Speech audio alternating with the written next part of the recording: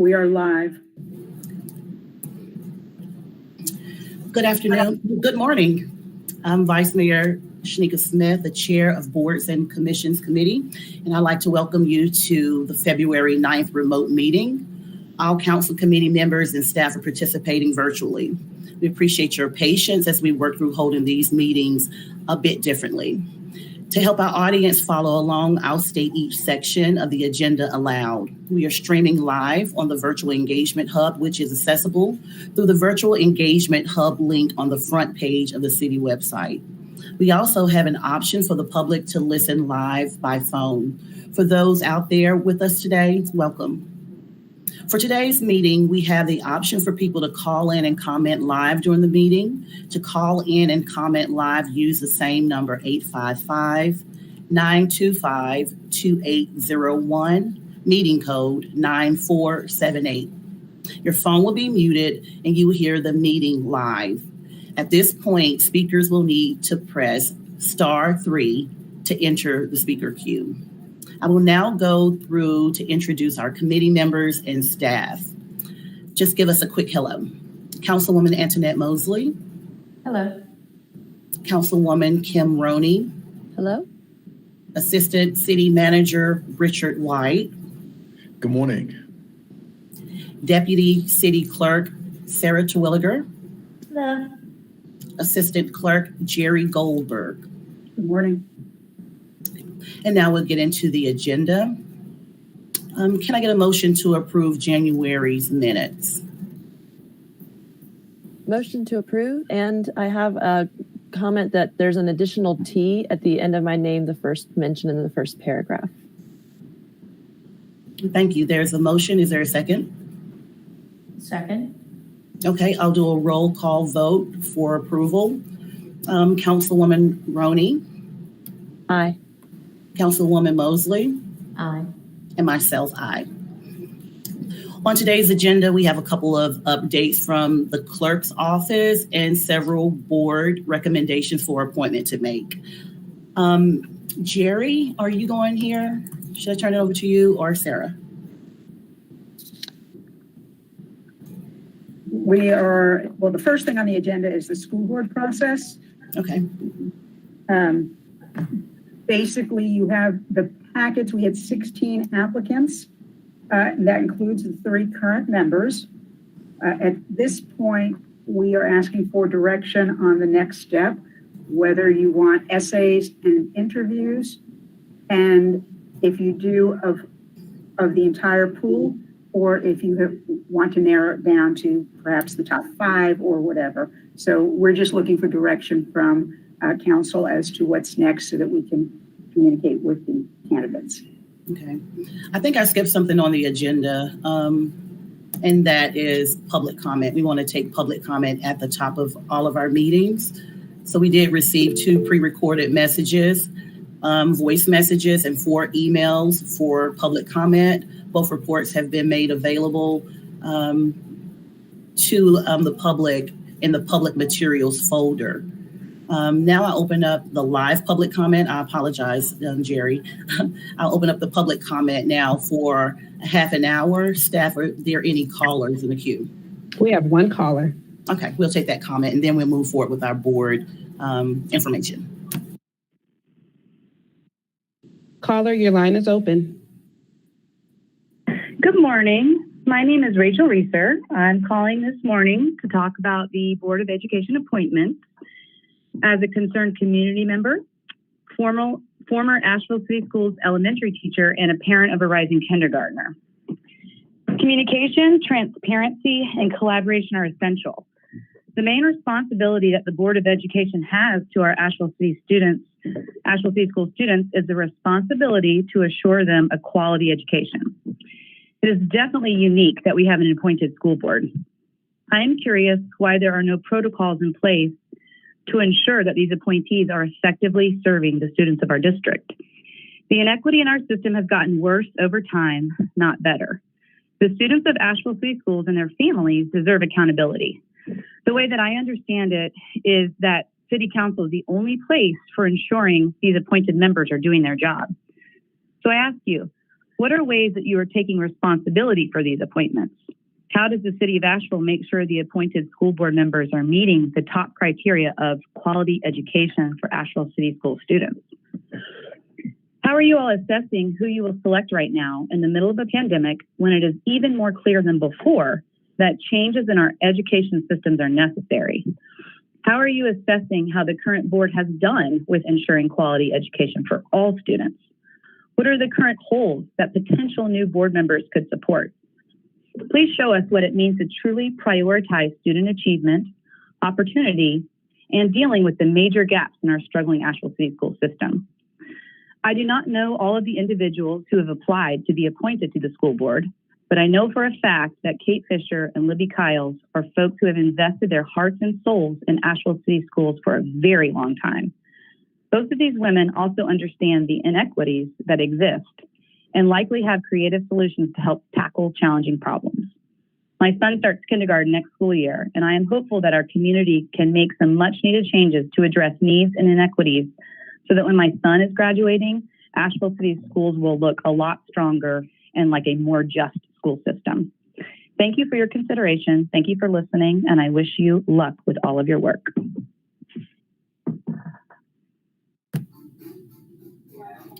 Are there any more callers? We don't have any more callers at this time. Okay, let's go back into the school board process. Jerry? Yes, so as I had said previously, you have the applicants, 16 total, including the 3 current.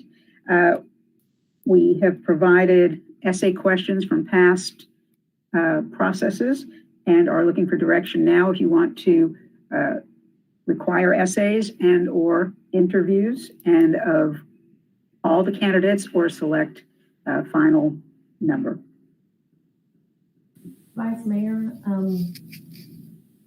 when I was looking over the packets, well, I'll go ahead and say this. My proposal would be that we narrow the field at this committee level and require and make recommendations and require written essays from each as well as subsequent interviews. My thought was that perhaps we could take emails and interviews from the current members and add an additional 3, maybe 4 to that pool so that we would have 7 that do interviews and essays.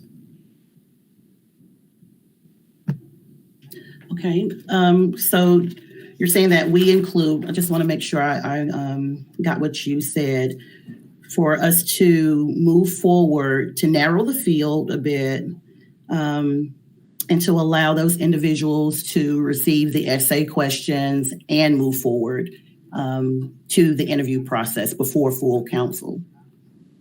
That was my thought. And if you want me to go further, I can even tell you who I had in mind. Or is that? Is there any, let's take that as one recommendation. Because So I definitely support that, Antoinette. I think one of the things that I would ask is that our eligible reappointees also answer the questions. They may have updates since they answered questions last time. Yes, that was my thought process. So everyone answer the questions and everyone be interviewed if we narrow our recommendation today to move forward to the full council. So my question is, Jerry and Sarah, it seems that you all were actually requesting 2 things. And I think we've named the how we want to move forward, we haven't named how many people. So do we need a separate motion for the essay and interview and then come back with another motion to exact who will move forward? I think that will help us procedurally to break them down in that way. Okay, Antoinette, could you state that in a motion, please? Which part? Just about the essay and interview. I move that we require each potential selectee to complete an essay, and a subsequent interview. Okay, we have a motion. Second. Hold on, Jerry, you had something to? Point of order, did you want to include in that, though, that you were narrowing it to the 3 current members plus 4 additional? Not naming the who in this, but the limiting in this Okay. motion. I'll do a new motion or amend the motion. I move that we require the 3 currently eligible school board members and an additional 4 applicants to complete essay questions and the interview for positions on the Board of Education. Would you be willing to accept a friendly amendment of 5? Meaning 9? Wait, 4. So 8 Meaning total. 7. Meaning the 3 that were eligible, and then also an additional 4, which would make 7. So I'm suggesting 8 total. So we would interview 5 in addition to the 3.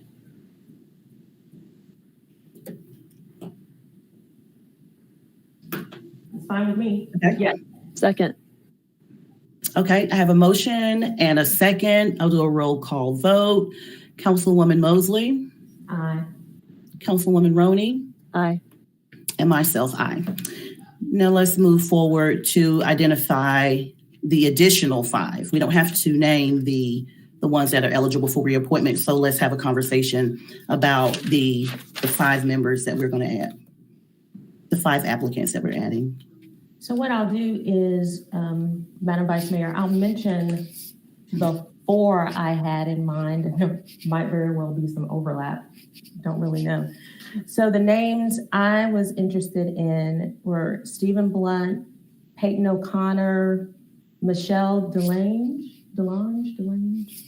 and George Seberg.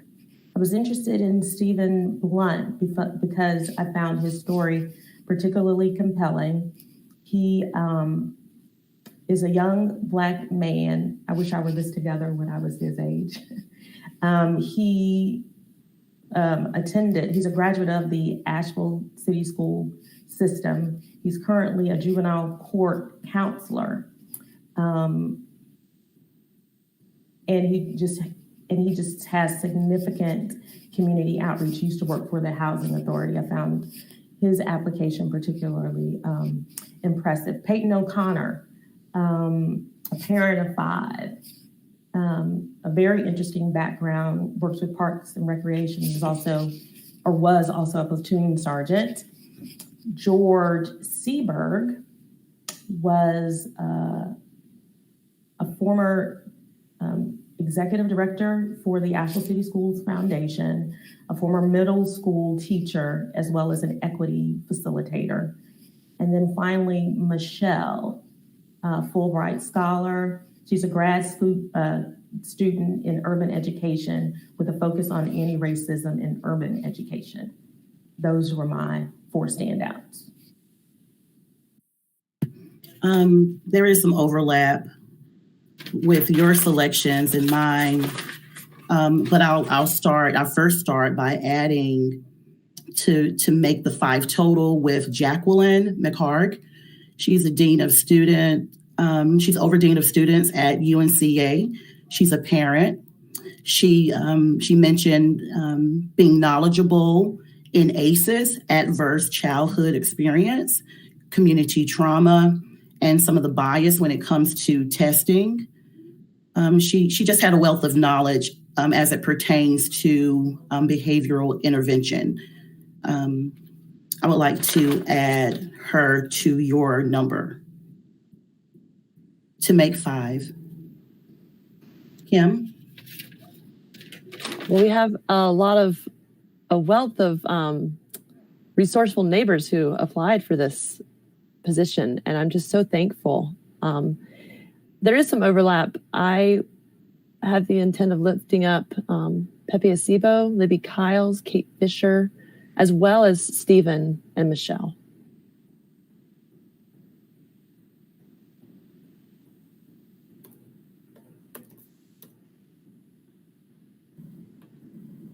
And I'm sorry, Councilwoman Roney, would you mind repeating those names again? Surely. So Pepe, Libby, Kate, Stephen, and Michelle.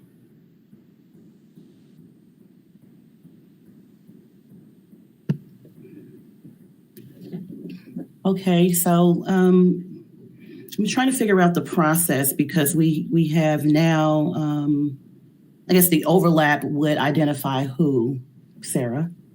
Stephen Blunt and Michelle? Correct. And for the three of you, yes. So that's the top three. And then we have some, I'm just trying to think how, Vice Mayor, did you say Peyton or not Peyton on your list? I had Peyton on my list. I'm on my list. I had Peyton, Stephen, George, Jacqueline, and Michelle. so also Peyton. So everybody I did plus Jacqueline. Yes.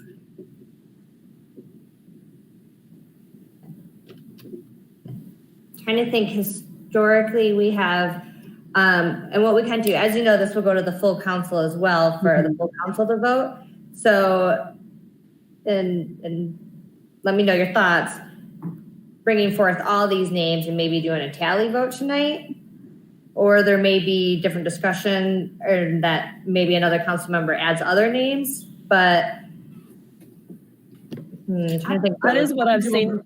I prefer to do isn't that what we just voted on, to do a recommendation 4, 5, Mm-hmm. and forward? So to have a consensus recommendation come out of this committee? So we have to figure out how to get to 5, right? Yes. What's our total, Sarah, including the overlap? Because we all identified 8. It's 8 plus the 3, so it would be a total of 11 people, including the eligible reappointees. Should we just vote on everybody and whoever gets the 5 is the 5? Isn't that what that? Or did I misunderstand my motion? It seems like there's 2 ways to do it when we made a commitment to walk out of this meeting with 5. One is we could have a motion for the 2 that all of us overlapped. And then a motion for an additional 3. The 2 that all agreed are Stephen Blunt and Michelle DeLange. Or a motion for 5. And it may or may not pass. In past meetings I've watched, usually this goes to the full council. People will lift up 3 names and there's like a whittling down. But that's not what we had just agreed to a moment ago. Well, I'll go ahead and do a motion for 5, and if it passes, it passes. If it doesn't, it doesn't. Do y'all want to do it that way? Okay.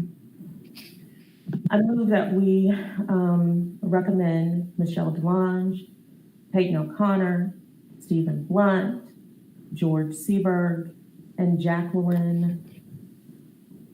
Remind me of Jacqueline's last name, though. McCard. McCart. I second that. And I'll do a roll call vote for approval. Councilwoman Mosley, Aye. Councilwoman Roney, No. and myself, aye. So that was approved. We'll move forward. This recommendation will move forward to council on tonight. And if there is any further discussion at the council level, and then the decision will be made there at the council level. Thank you all. Yes, thank you, everyone. So we do have February appointments to be made. Let me get to my page around appointments.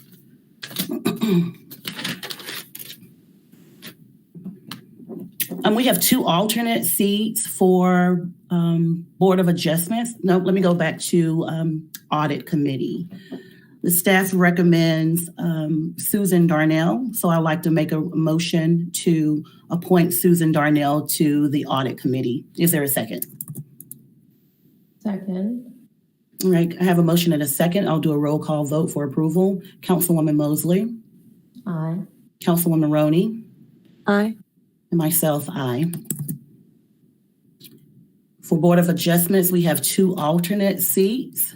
I'd like to make a motion to appoint Christopher Fundenish to be appointed to the alternate seat and to re-advertise for the second seat. Is there a second? Second. All right, Councilwoman Mosley, Aye. Councilwoman Roney, Aye. and myself, aye. For the Civic Center, staff recommends Krista Sinkovich. And I'd like to move forward with that motion to appoint Krista. Second. Okay. All right. I will call Kim. Kim call that second. Jerry. All right. I'll call a roll call vote for approval. Councilwoman Mosley, Aye.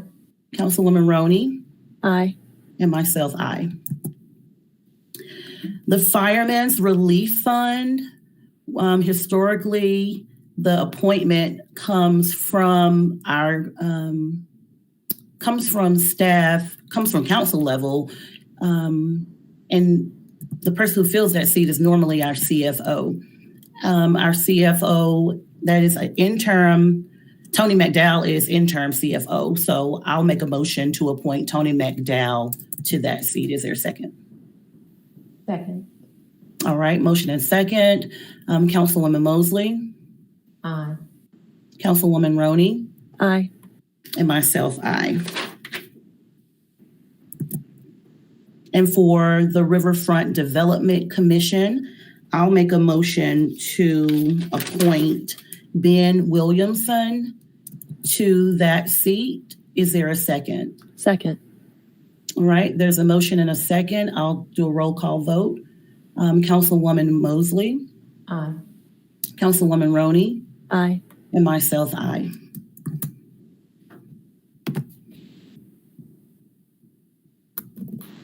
Now we're going to kick it back to our clerk's office to discuss vacancy outreach. This is a report out at this time, just to give you an indication of where we've been and where we're going. The goal is to increase the applicant pool to a more diverse pool, thereby with the end result of having a more diverse board member opportunities. So currently, the vacancy flyer itself goes out, and I'm not going to read through the report since you have it and it's in the public materials, but I did want to highlight that it does go out to all of our city neighborhoods, which we have 154 identified neighborhoods with just about 28,000 members in that social media platform. So there itself, it's hitting about 28,000.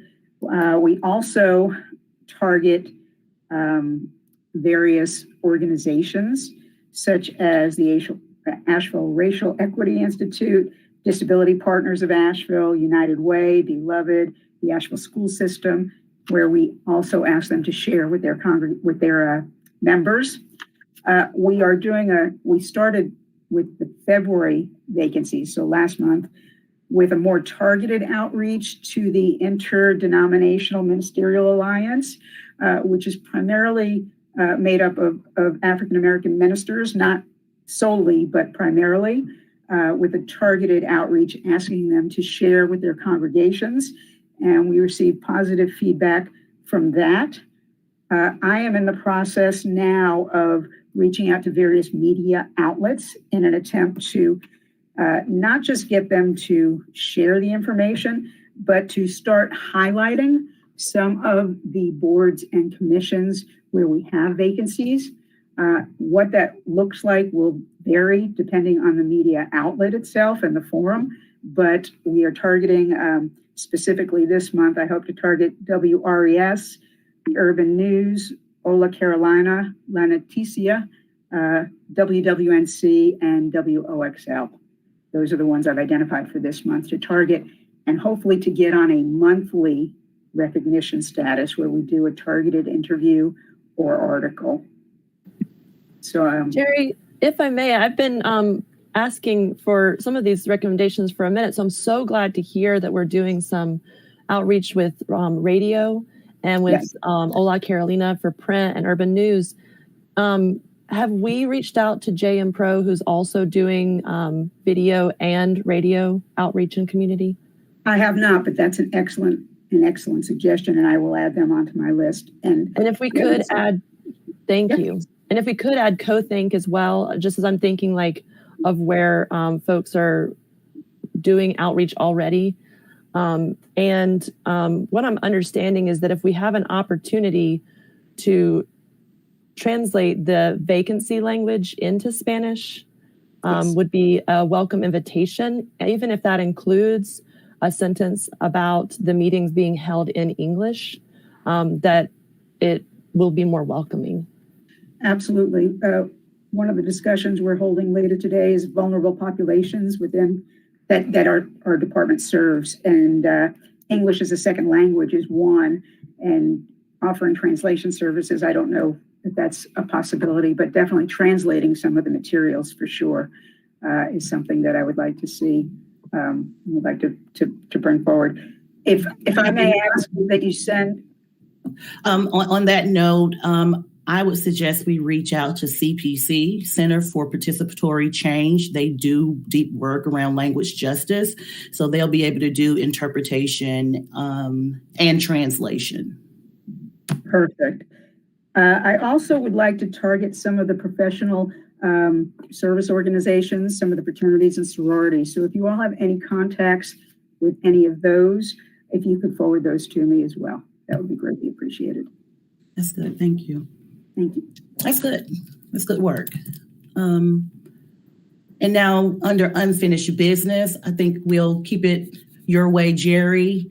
You have some updates around boards and commissions application form. Yeah, so we have already updated the application to include gender identity as opposed to, I think before it was just listed as sex, and it was a free field, but we now have already updated it to include gender identity. However, we've been working closely with the Office of Diversity and Inclusion to revise the application in its entirety, to collect more demographic information. Of course, that's voluntary, but hopefully to collect more, to make sure there's no unintended biases that are rising that we can see, and to change some of the content questions to try and really pull out who these people are and their purpose for wanting to serve our community. We hope to present that to the HRCA first in a draft form, I believe. We're looking at the March agenda. On the March agenda. And then we'll see where we're at after that. So that's with that. If there are any questions on the application form itself, I'm happy to answer them. I'm just wondering how we collect data. Is there any way, if we were looking as an organization, because I know we do a lot of think tanks, we pull together, we convene community members around policy review. Is there any way that we can just go into your database and look for people who are bilingual? How do we field all the responses and the demographic information so we don't have to comb through all of these applications we receive?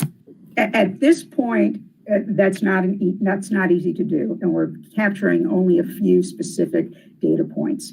We are working, though, as we've revised the application, we're going to be locking down some of those fields, so it's not just a free field where it's very difficult to then report out, but we'll be able to run more reports. Right now, it's with the few data fields that we are collecting, it's all manually done with just spreadsheet and formulas on a spreadsheet. But we are working towards automating, towards getting to a reporting system where we can then sort and validate information by the specific field, and it will be a lot easier to do. And one of the questions that we're recommending on the new application is listing languages, for instance, spoken in your home, what is your preferred language, and things like that. So I won't say it's short term, but we are working towards that with the revision, the application being the first step towards it. I'll just mention that because honestly, we do get applications from a lot of talented people. And as we refine our community engagement, sometimes we can just go straight to that pool, that large pool of people to do at least one leg of our community engagement and then do outreach to other people in the community. But there are a lot of talented people who apply. And thank you to everybody who applied. In this moment, I think there's an opportunity to realize that more folks may be able to participate in boards and commissions if we're able to continue even a part of the meeting as virtual.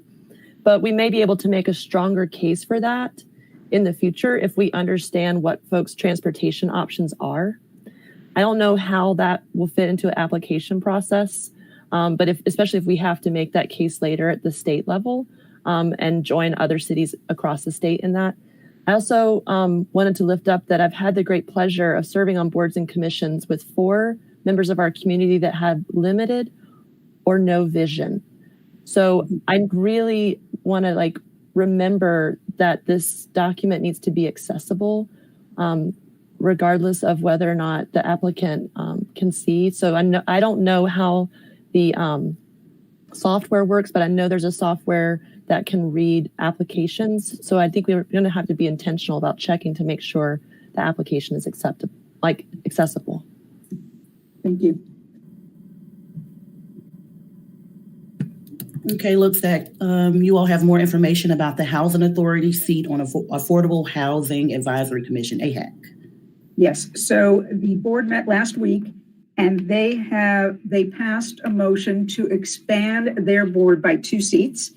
One being a Housing Authority staff member and the second being an at-large open seat. So they hope to be on next month's Board and Commissions Council Committee agenda to present a draft resolution for you all to take forward to full council. So we're working on that with them. I just have a question. Because that is a seat specific to the Housing Authority, would that require an actual application or could it just be an appointment? An appointment, we'd reach out to them and ask for maybe their recommendation. But yeah, it'd be more or less an appointment from you guys. And this is a good example how we could probably outreach directly to people of Housing Authority who have already applied as just one leg of outreach and then go outward, because I'm sure that there are folks of Housing Authority who are interested in other boards but may not have received appointment, but they might also be. Actually, I think the seat is a staff or former staff of the Housing Authority. Okay. That was the intent of the board in their vote. They did clarify that to be a staff member, yes. For this Staff member only or staff or board? They said staff, I believe. I can confirm that. But Technically, I think it was staff or former staff because I think they had a former person in mind in case the current person wasn't able to do it. Does that make any sense? Okay, that does. Okay, information about, you all are going to share information about applicants from non-city residents. We are looking for direction from the committee on how to handle when we receive applications from non-city residents. We've received a few in the past from county residents, but not necessarily within city limits. And there have been some exceptions made where there have been appointments of non-city residents. So we are looking for direction on how you would like that handled moving forward. Well, I'm of a couple of minds, so which leads me to go on a case-by-case basis, probably. I feel there are some committees that require such specialized skill set that they might require a broadening of our scope. But then on the other hand, thinking through an equity lens, sometimes because it is expensive to live in the city, I can imagine someone who lives outside the city but works in the city could qualify. So maybe we would need to make sure there's some type of city touch before we accept.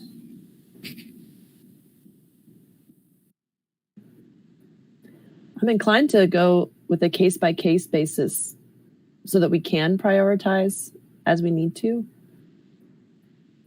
Does it need to be formalized at this point? No, what we can do based on this feedback is keep those applications, but maybe just highlight in the packet, this is a county resident, and then we can, at this level, discuss the pros and cons, and again, case by case.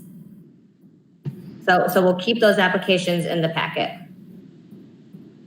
Yeah, I agree with the direction given by the councilwomen. I think we saw it last month with the audit committee. We had a non-city resident apply because they had a special skill set. But I think the recommendation came that if we had exhausted all of our outreach, then that person would be appointed, but only after we've exhausted all of our outreach. And I think we did it after 2 meetings. So the applications would come before this committee at least 2 times. And then if no one came forward or no one eligible came forward with that skill set, then that person would be appointed. But I agree, case by case basis.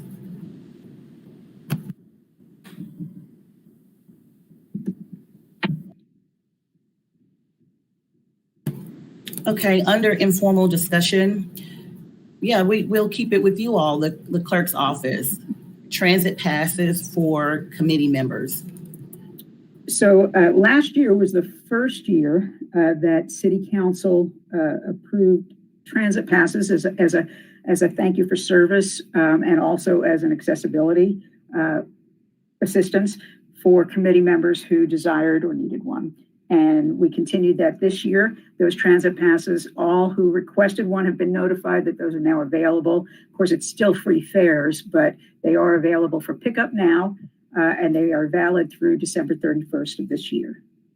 The way it operates is that anyone who resigns or rotates off turns in their transit pass to the staff liaison, and then it would go to a newly appointed person. I have to say something about this one because when I was serving on the transit committee and the multimodal, it really did remove a barrier to entry to have that pass and made it more possible for me to use the bus, which was important in that role so that I better understood how the system worked. I was able to go on routes and better understand the barriers that are created when we don't have access to transit, like the South Asheville routes not running often enough. But I would not have been able to do that without the pass. But it really gets to the heart of why fare-free transit and removing a barrier to access is a true benefit. So thank you for making that possible for our volunteers. All right, information on annual reports. So annual reports in the past were due in January. This year, because of COVID, a lot of the boards and commissions did not meet regularly. So we pushed the date back to March 8th, but really the takeaway from this meeting is that you will have them before your retreat planning meetings in March. And then you all are introducing an orientation video. We have, again, because we're meeting virtually. In the past, Sarah would be the one to actually schedule orientation training for new board members in person, or she would go to various committee meetings, commission meetings to do that. Now we have prepared, it's an 18-minute video. It is available on the webpage, and it's also now going to be included in the appointment letter. But hopefully we're still encouraging the boards to schedule a new board member orientation because there's a lot of information that's thrown in there. And then Sarah or I would be available to answer any questions when they schedule that. So if you have an opportunity, we encourage you to go and take a look at it. And also, Paulina in Equity Inclusion has a big segment as well, and she talks more about the 101 and the 201 trainings that she does. So it's a good introduction. As far as the clerk stuff, we talked big picture, open meetings laws, and all that fun stuff. But it is accessible on the Boards and Commissions webpage. And again, it will be in their appointment letters. Thank you all for that work. I had a chance to look at maybe a segment of it, not the full 18 minutes, but it was good production. Ashley, do we have anyone in the speaker queue for public comment? We have one speaker. Stand by.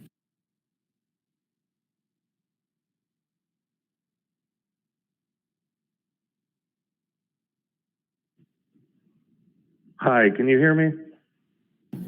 We can hear you. Thank you. Okay. My name is Patrick Conan. I live in East West Asheville. First, I want to thank the city for their efforts to make the application process more accessible and to increase outreach efforts. I think that's a really important step in the right direction.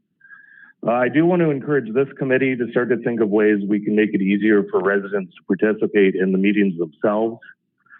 I think there's some basic steps the city could take to make it easier for residents like myself to know what's going to come up at meetings and to participate. So I think the city should make sure that agendas and meeting materials are published ahead of time consistently. I think that city council should figure out how we can allow the public to participate in more ways, such as by doing live call-in comments. Overall, I think it's really important that the city is consistent in the process so the public knows what to expect. And really that our city should make a commitment to make it easier and not harder for people to participate. I think it's really critical that the city also starts thinking beyond our virtual meetings. What is our city going to do even when meetings go back to an in-person format? And how can we make sure that the same tools that are available now stay available even in the future? So things like live streaming meetings, allowing virtual attendance if state law allows it, and allowing people to call in to comment. I think that we've made it too difficult in the past for people to participate in the public process. And by taking these steps, by building these tools, we can empower residents to participate in the local government process. And that actually helps us build a stronger board and committee system overall. Thank you. Stand by. I think we have another caller coming into the queue. Okay.